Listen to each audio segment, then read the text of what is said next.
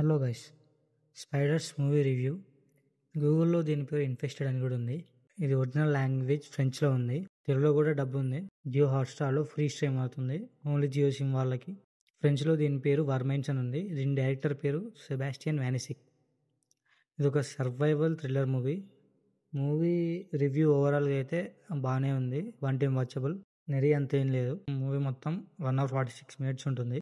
దీని main plus point ఇదే.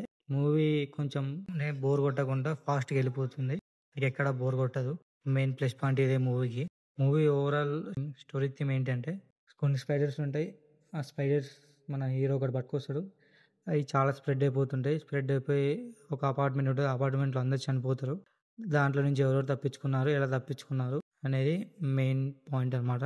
కాకపోతే ఆ స్పైడర్స్ ఎక్కడి నుంచి వచ్చినాయి, వాటి క్యాపబిలిటీ ఏంది, వాటి డీటెయిలింగ్స్ అన్నీ ఉండవు. జస్ట్ స్పైడర్స్ స్ప్రెడ్ అయితే ఆ స్పైడర్స్ నుంచి ఎలా తప్పించుకున్నారు, అదే main story point. Okay, thank you.